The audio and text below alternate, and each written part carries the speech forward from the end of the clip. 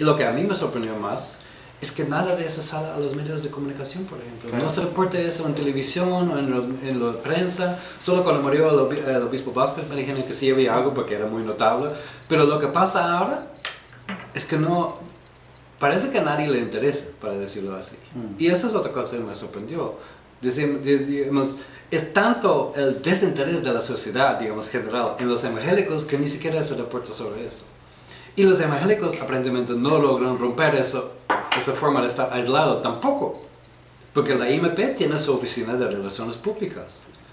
A menos la facción de Adrián Castro sí han hecho, digamos, ronda de prensa y todo eso, pero tampoco han logrado mucho influir la opinión pública. Es decir, a mí me llama la atención eso. Ese es el grupo como más poderoso, literalmente, de más dinero también, más o menos yo dijera, y no han logrado.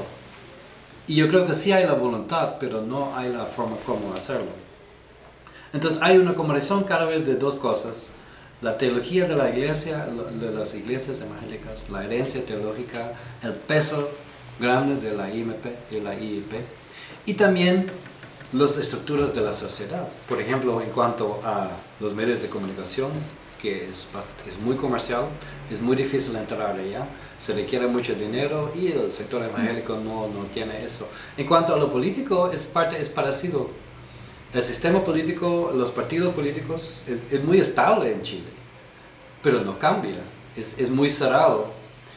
Y en otros países de América Latina habían partidos políticos evangélicos, por ejemplo. Aquí en Chile no.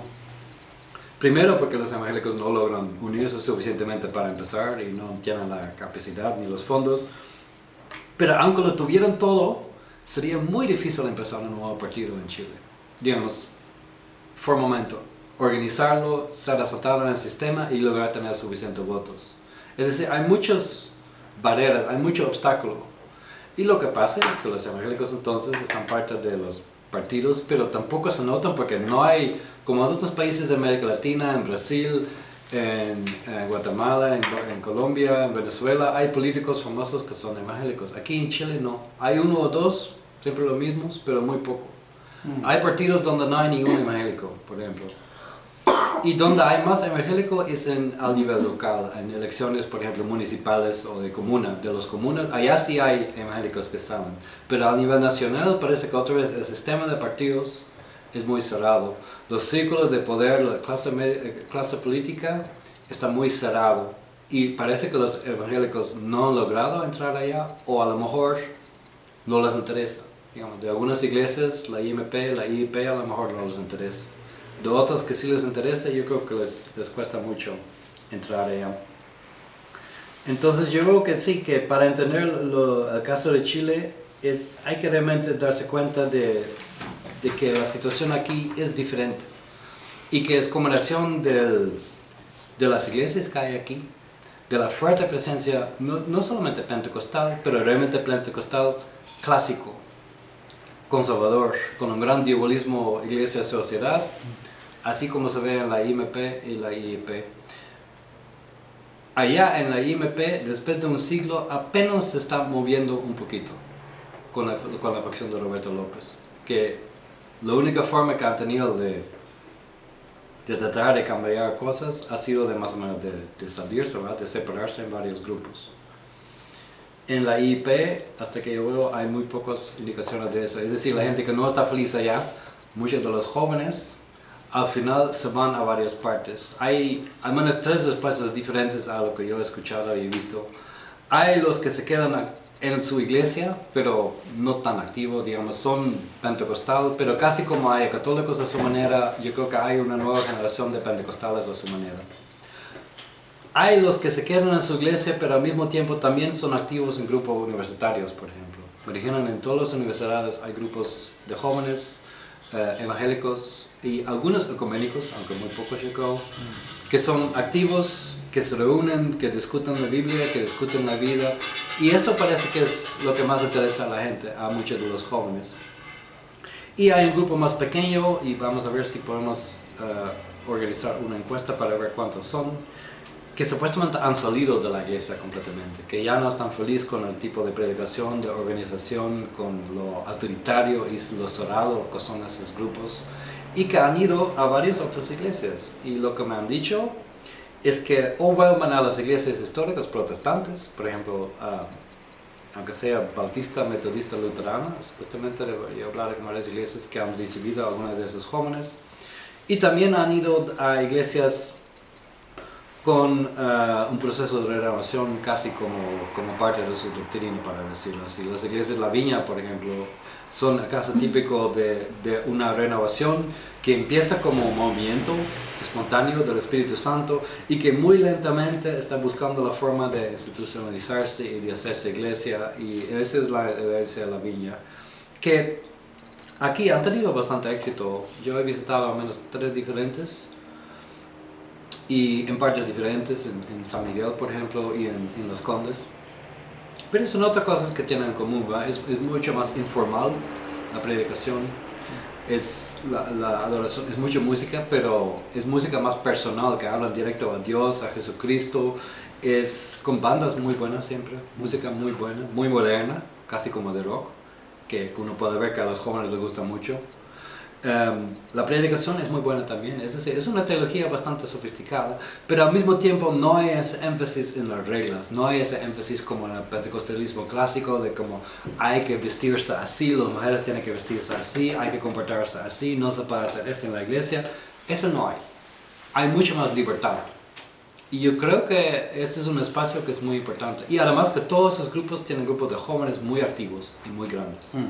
Y yo digo La Viña como un ejemplo, pero por ejemplo hay en las iglesias históricas protestantes también hay algunas congregaciones como la Trinidad, por ejemplo, de Alfredo Cooper, que aunque es anglicana, si uno va allá y lo observa, es muy parecido a La Viña, es muy parecido casi a una iglesia pentecostal, en la adoración, la música, la forma de organizarse, también grupo de jóvenes. Es decir, hay esos casos muy interesantes. Claro, esas son impresiones. El problema es que realmente no tenemos datos, digamos, estadísticas o cosas así. Y en un estudio etnográfico uno puede tener lo muy bueno de las impresiones, de los grupos, de las observaciones. Lo que les gustaría hacer ahora, estoy hablando con gente de CISOC en la Universidad Alberto Hurtado, a ver si hacemos una encuesta para ver si de veras podemos encontrar algo de esos procesos más en estadísticas. Es decir, hay de veras gente saliendo de IMP y IPI. Claro, esas iglesias no publican sus membresías, ¿verdad? Entonces ni quieren compartir lo que le preguntan. Entonces hay que ver cómo se hace eso.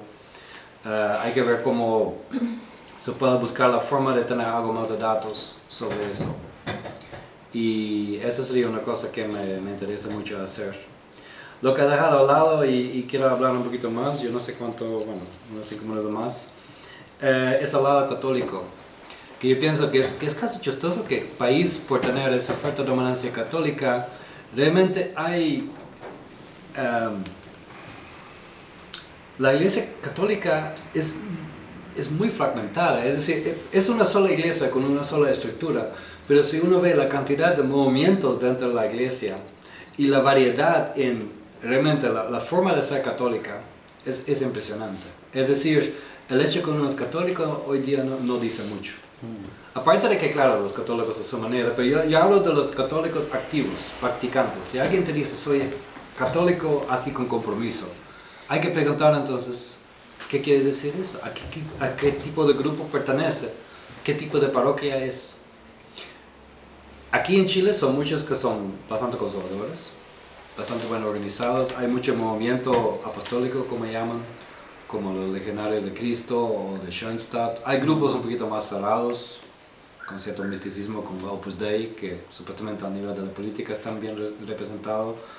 Y hay grupos apostólicos como la Renovación Carismática Católica, que en Chile es muy vieja, es casi igual de viejo como en Estados Unidos, unos 40 años, que ha tenido su auge, yo creo, más en los años 70 y 80, y que ahora parece con un perfil mucho más bajo. Es decir, yo he visitado al menos 5, 6, 7 grupos de oración diferentes. Yo he ido a la Casa Central y, claro, hay presencia todavía. Son muy organizados ahora, son aceptados por los obispos, no con apoyo muy activo, pero sí que tienen su presencia en la iglesia, que lo apoyan. Algunos curas todavía no están muy convencidos, pero los dejan su espacio. Pero dentro de la estructura de la iglesia, es decir, los grupos tienen que ser reconocidos, tienen su propio líder, su guía, que tiene contacto con coordinadores a nivel local, la comuna, la zona. Es bastante organizado. Ya no permiten que alguien se declara, digamos, líder y que empiece su propio grupo y empiece a predicar de todo o a sanar a la gente. Ya no se permite eso. Es decir, han aprendido de quedarse en el marco de la iglesia y por eso tienen más respaldo. Pero lo que está pasando en los grupos, yo creo que uno ve que los grupos son bien pequeños ahora. Es cierto, en casi todas parroquias hay un grupo, pero en general son grupos pequeños de 10, 20 personas. La edad promedia es bastante alto. Hay algunos grupos de jóvenes, pero la mayoría de los grupos es mucha gente de 50 y más adelante. Es decir, gente que ya lleva bastante tiempo en la renovación. 10 años, a veces 20, 30 años. Y ellos mismos reconocen, ¿verdad?, que a los jóvenes les interesa menos, es decir, yo estoy curioso qué va a pasar en el futuro con ese movimiento.